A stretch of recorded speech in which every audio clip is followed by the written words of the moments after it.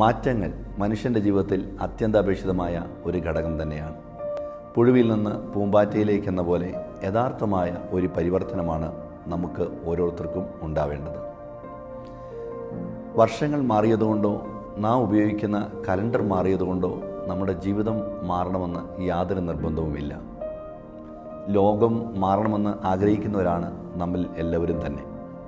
മറ്റുള്ളവർ മാറണമെന്നും നാം പാർക്കുന്ന വീട് മാറണമെന്നും നാം ചെയ്യുന്ന ജോലി മാറണമെന്നും നാം ഉപയോഗിക്കുന്ന വാഹനം മാറണമെന്നും ചിലപ്പോഴെങ്കിലും ആഗ്രഹിക്കാത്തവരായി ആരും തന്നെ ഉണ്ടാകില്ല.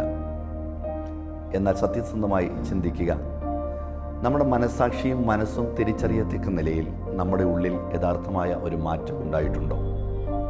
വിശുദ്ധ ബൈബിൾ ഇങ്ങനെ പറയുന്നു, ഞാൻ നിങ്ങളുടെ കല്ലായുള്ള ഹൃദയം മാറ്റി നിർമ്മലവും മൃദുവുമായ ഹൃദയം ഞാൻ നിങ്ങൾക്ക് നൽകും എന്ന്.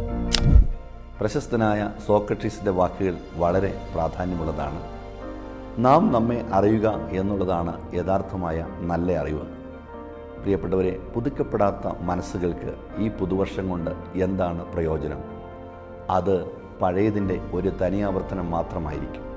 അതുകൊണ്ട് അസൂയ, പക, വിദ്വേഷം, വൈരാഗ്യം എന്നിത്യാദി നമ്മിലുള്ള സ്വഭാവങ്ങളെ വിട്ടൊഴിഞ്ഞ് സ്നേഹവും സന്തോഷവും സമാധാനവും പകരുന്ന ഒരു ദിവ്യ സ്വഭാവത്തിന് കൂട്ടാളികളായി നമുക്ക് മാറാം.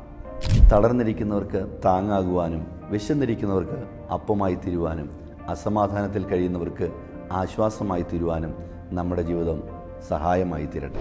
മാറ്റങ്ങൾ നിറഞ്ഞ നന്മയുടെയും ഐശ്വര്യത്തിൻ്റെയും കരുണയുടെയും സ്നേഹത്തിൻ്റെയും ഒരു പുതുവർഷം നമുക്കെല്ലാവർക്കും ഉണ്ടാകട്ടെ എന്ന് ഞാൻ ഹൃദയപൂർവ്വം ആശംസിക്കുന്നു.